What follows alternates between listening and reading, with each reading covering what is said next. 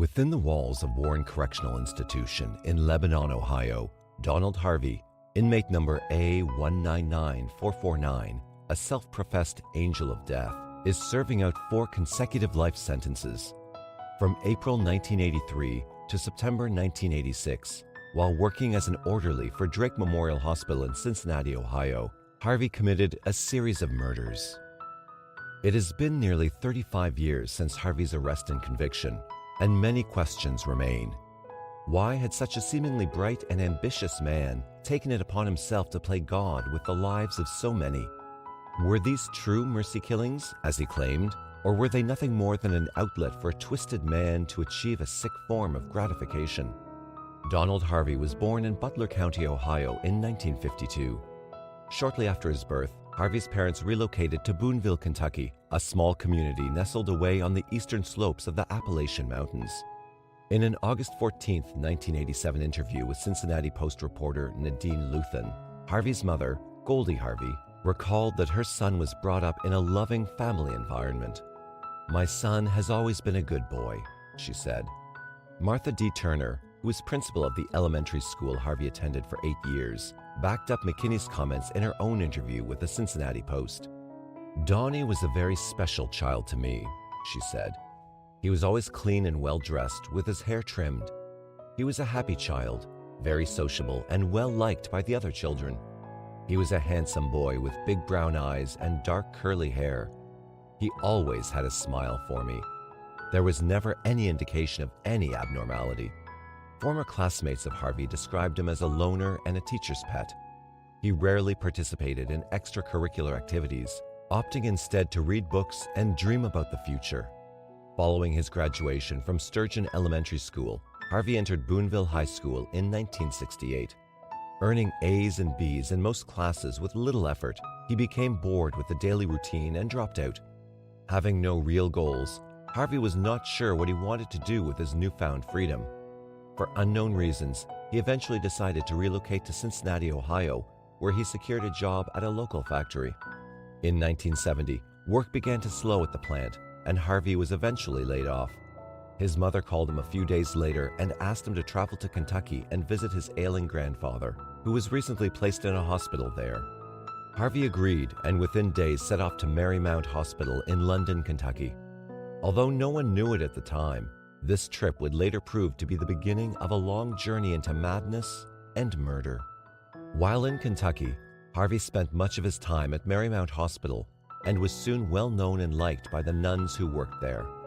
During one particular conversation, one of the nuns asked Harvey if he would be interested in working there as an orderly. Since he was currently unemployed and didn't want another factory job, Harvey agreed and started work the next day. Although he was not a trained nurse or doctor, Harvey's duties required him to spend hours alone with patients.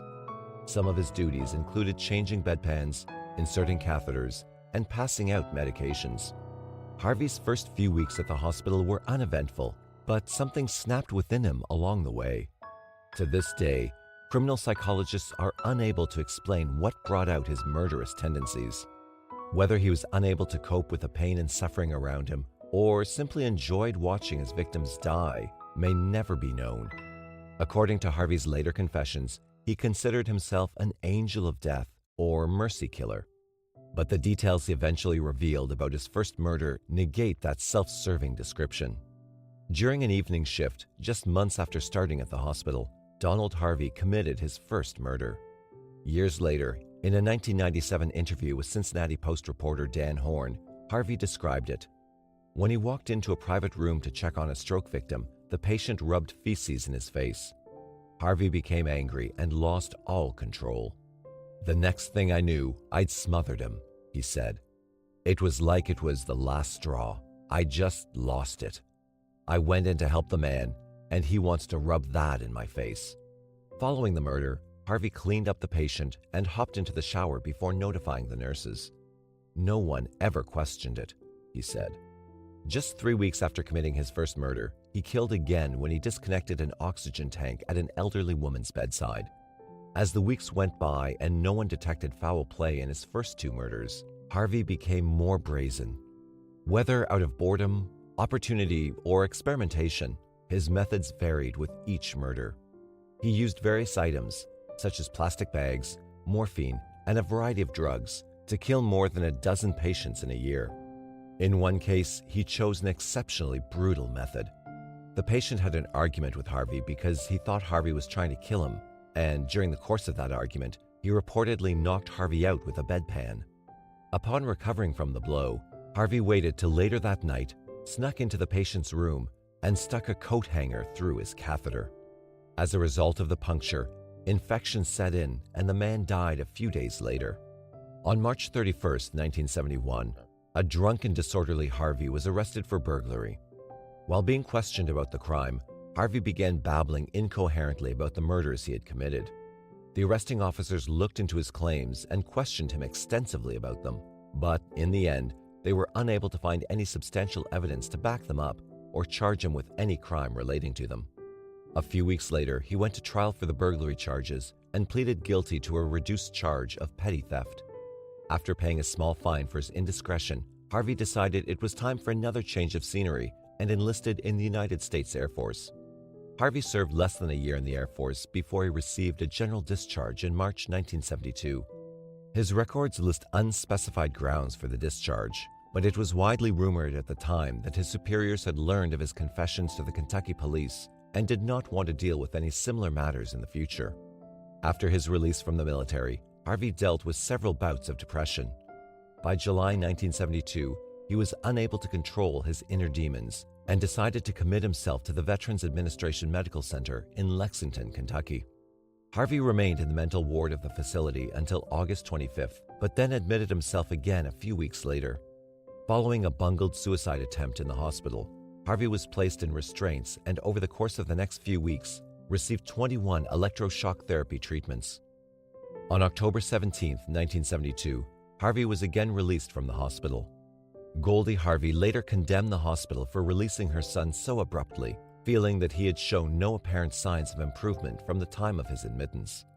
Harvey spent the next few months trying to get his life back in order and eventually found work as a part-time nurse's aide at Cardinal Hill Hospital in Lexington. In June 1973, he started a second nursing job at Lexington's Good Samaritan Hospital. Harvey kept both jobs until August 1974, when he took up a job as a telephone operator and then secured a clerical job at St. Luke's Hospital in Fort Thomas, Kentucky. According to his later confessions, Harvey was able to control his urge to kill during this time. The more feasible explanation would be that he did not have the same access to the patients as he did at Marymount Hospital, which could also explain why he shifted from job to job during this time. The majority of serial killers are opportunists, and Donald Harvey was a man with few opportunities. He had not yet evolved enough to take his urges outside of the place he felt safe in committing his crimes, the dimly lit patient rooms, his killing sanctuaries. Harvey was a different kind of hunter, and in order for him to get hold of his prey, he had to first find the right environment. In September 1975, Harvey moved back to Cincinnati, Ohio. Within weeks, he got a job working a night shift at the Cincinnati VA Medical Hospital. Harvey's duties varied, and he performed several different tasks, depending on where he was needed at the time. He worked as a nursing assistant, housekeeping aide, cardiac catheterization technician, and autopsy assistant. Harvey had found his niche and wasted little time in starting where he'd left off. Since he worked at night, he had very little supervision and unlimited access to virtually all areas of the hospital. Over the next 10 years, Harvey murdered at least 15 patients while working at the hospital.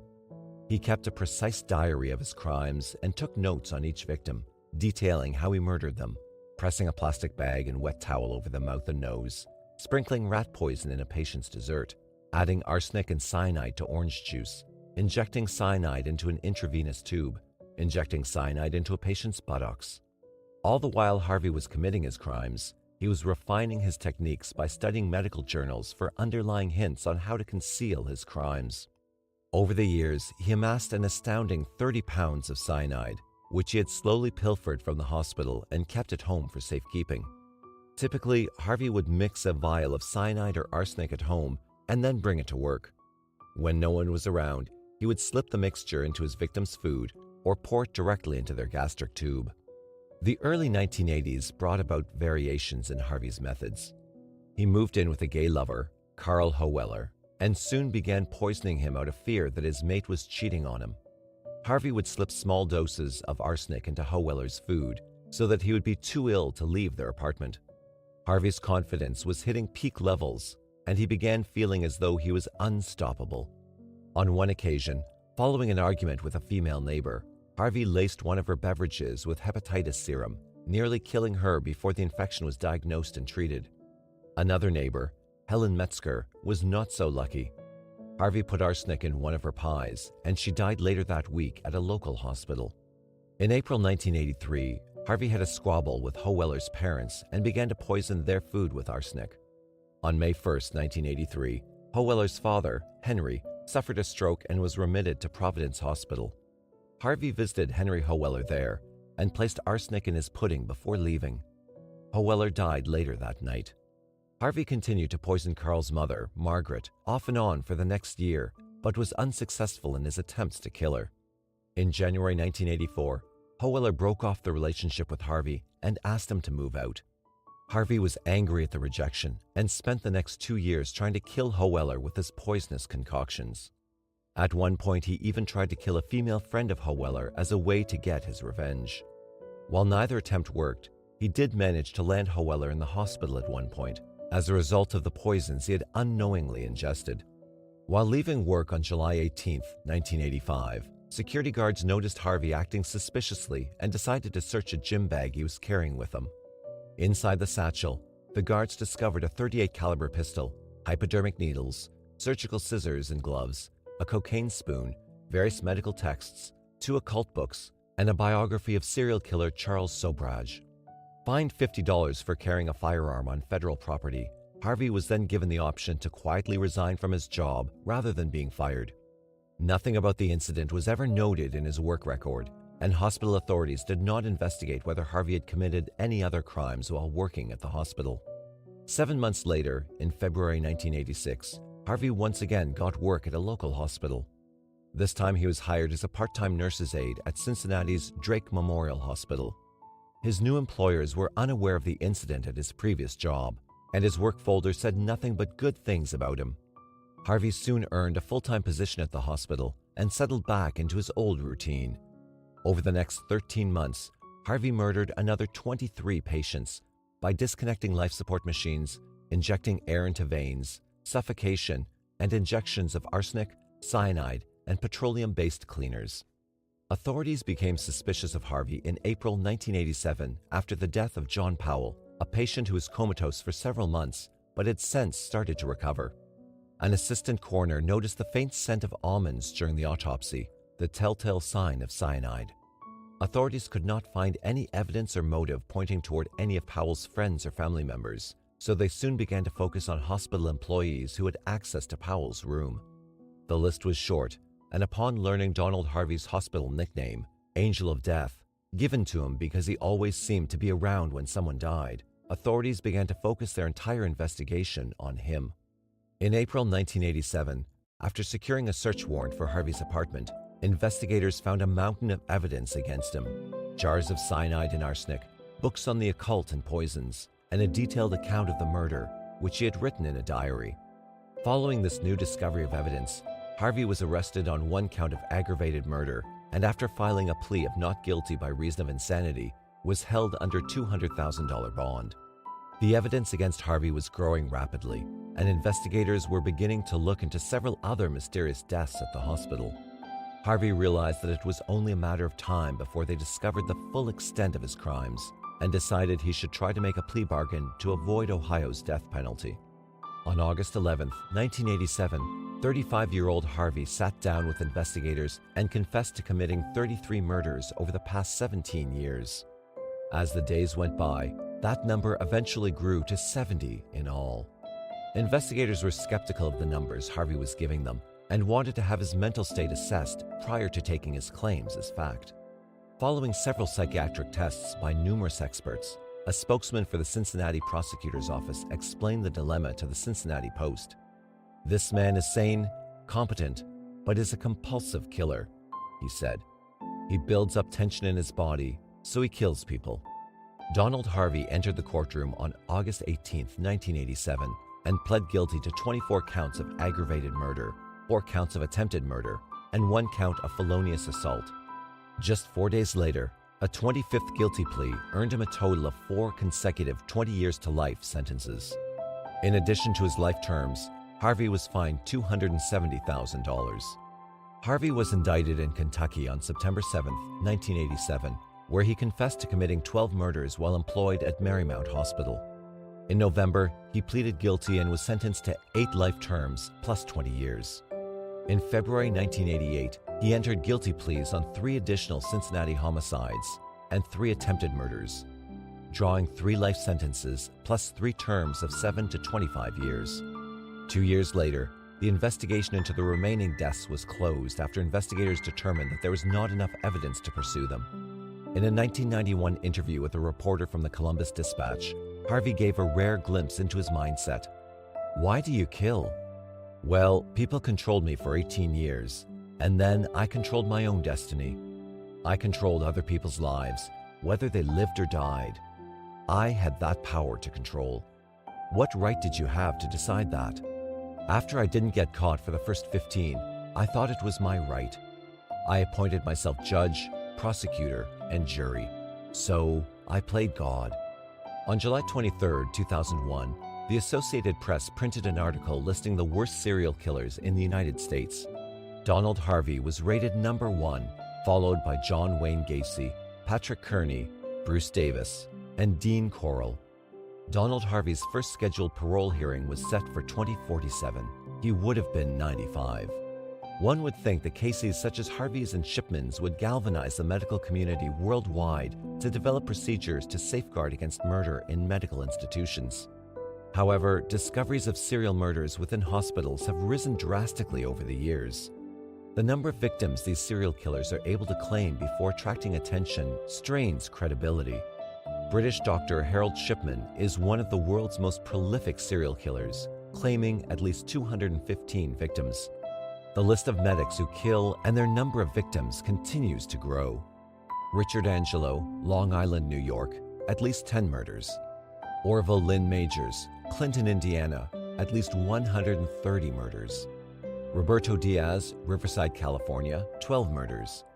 Brian Rosenfeld, Florida, 23 possible murders. Michael Swango, New York, at least 4 murders. Efren Saldivar, California, at least 6 murders. Beverly Allett, Britain, at least 4 murders. Janine Jones, Texas, at least 20 murders. Jane Toppin, Massachusetts, at least 31 murders. Waltraud Wagner, Maria Gruber, Eileen Lidolf, and Stefania Meyer, all from Vienna, at least 15 murders. The previous list is far from inclusive and does not address the hundreds of suspicious deaths of patients in hospitals and nursing homes. Until hospital employees are screened effectively, staff members are trained to be more vigilant, hospital administrations are more receptive to investigating suspicious cases at an early stage, and stricter regulations are put in place, these crimes will continue to plague justice systems around the world. Well-known forensic scientist Henry Lee summed it up quite well on April 29, 2002, in an interview he gave to the Los Angeles Times regarding Efren Saldivar and similar crimes. He said murders committed by hospital staff were the easiest kind of serial killing to get away with. You have to figure out who the victims were long after they're buried, he said. You have to dig up bodies. You're going to have a difficult time finding true trace drugs or elements in there. The next issue is how to link to the suspect. Why him? What's the proof? Prepare to fail. On March 28, 2017, authorities reported that Harvey had been found in his cell severely beaten. He died on March 30, 2017. On May 3, 2019, fellow inmate James Elliott was charged with aggravated murder and other charges related to the death of Donald Harvey. Elliott was serving time in the Toledo Correctional Institute for burglary and assault. He admitted to plotting the assault on Harvey for at least a week because he received kosher meals fitting Jewish dietary law. He waited to see what officers were on shift because Elliott believed some kept better watch than others. Elliott brought a shank to Harvey's cell with plans to stab him, but had to change plans because the angel of death screamed. He entered Harvey's cell, pulled the door closed behind him, and attacked Harvey. Staff were alerted to the situation when they heard screaming coming from the area of Harvey's cell. They investigated and found him unresponsive and bleeding. They found Elliot later with blood on his shoes and clothing. Elliot did not initially admit to assaulting Harvey. Later, he did admit, according to the report, that he had kicked Harvey in the head multiple times after punching him and knocking him to the ground. Two things principally motivated the prison attack on Harvey, Elliot wrote. First, it was a way to get the attention of prison officials because he was unhappy with the food being served by the institution and that complaints and grievances were not getting their attention. He contacted the News Journal via letter in 2018 admitting to the murder.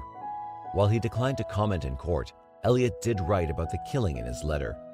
Hopefully, everyone from our area will take some solace in the fact that one of their own gave Harvey the punishment that he should have gotten from the courts.